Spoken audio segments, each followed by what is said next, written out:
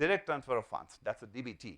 DBT is a concept, right? This has been one of the most transformative scheme launched by the government, and the DBT is completely housed on PFMS. Well, DBT is a concept, right? That you make the benefit, but how do you make it happen?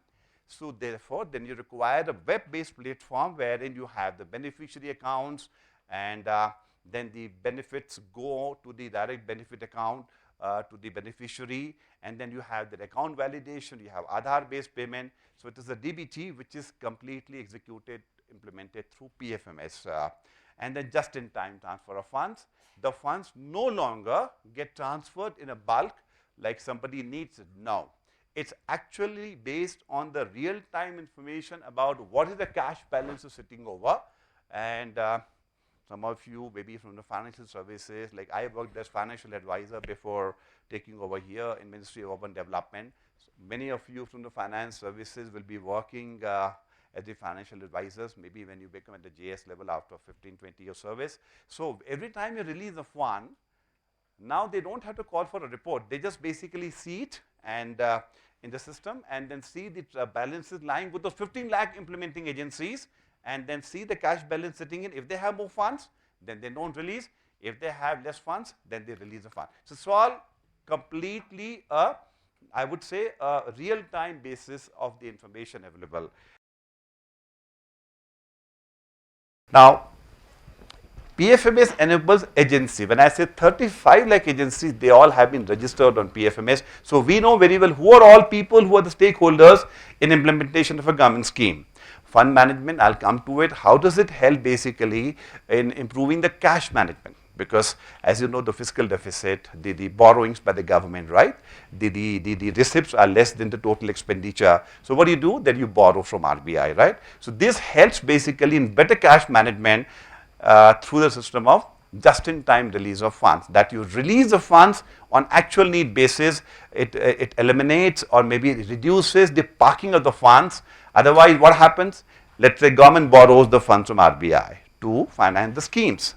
You release excess funds, right? The funds keep lying stuck up with the implementing agencies.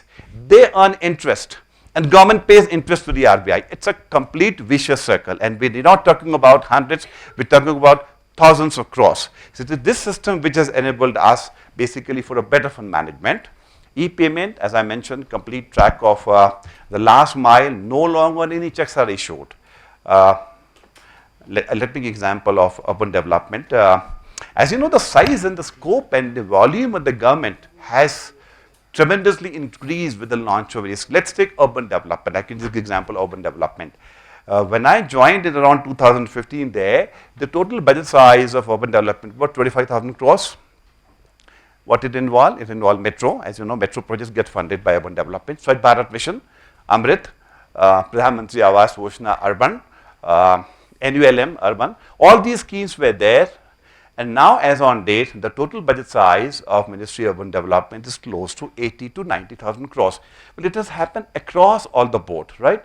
So therefore, this entire payment, and I can give you an example of urban development, completely digital, no checks issued, no cash issued.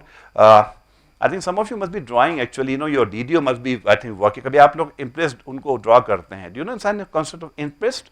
Ahead of the office, let's say tomorrow a small event going to take place. Now they have to make some arrangements for some conference, all that. So they'll draw some money from the impress and will incur expenditure. That's always drawn in cash in all the places.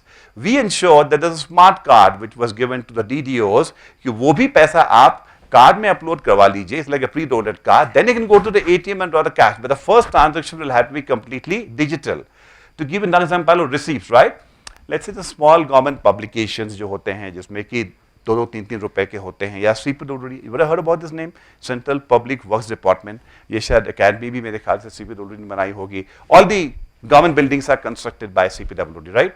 So if you go to a nursery and purchase a plant worth 25 rupees, there also we install the POS machines. So 100% digitized collection of receipts, 100% digitized payments, right? Now this will have immense advantages of making well, the funds come in time, payment made in time, and also the complete tracking of the expenditure. Now, this is in brief actually what the PFMS does. It provides a single platform for all the stakeholders to have an integrated. Then we have a database of not only the recipient agencies, I gave a mention of 35 lakh agencies, we also have a database of all the beneficiaries, that which beneficiary got how much of fund in which scheme.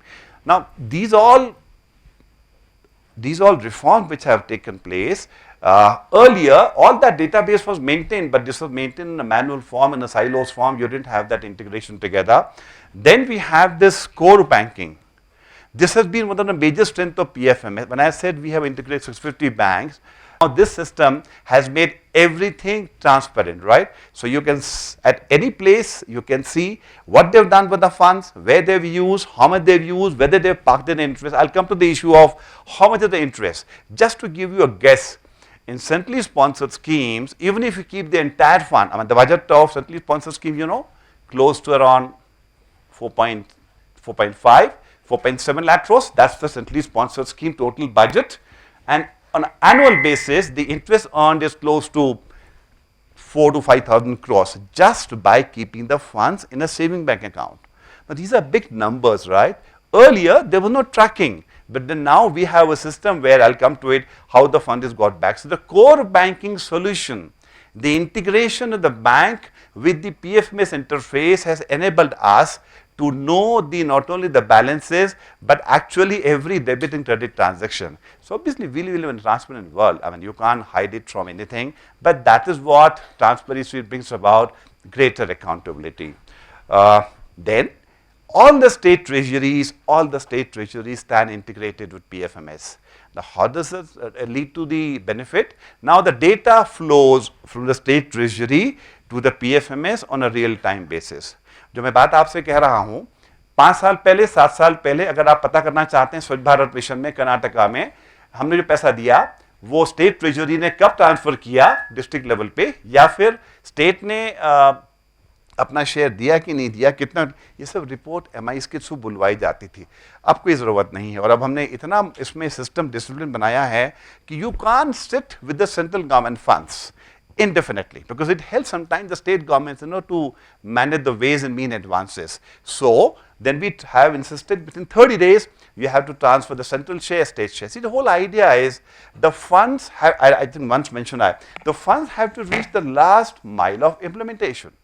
Unless it reaches there, how would you achieve the physical output and the outcomes? So now there's a greater discipline, and we can know that only when the treasury data flows in, you know, on a real time basis. So this, well, 5 years back, 6 years back was work in progress, but now I can say with reasonable pride that all the state treasury indicated there's a regular exchange of data on respect of any scheme between the state government and the central government.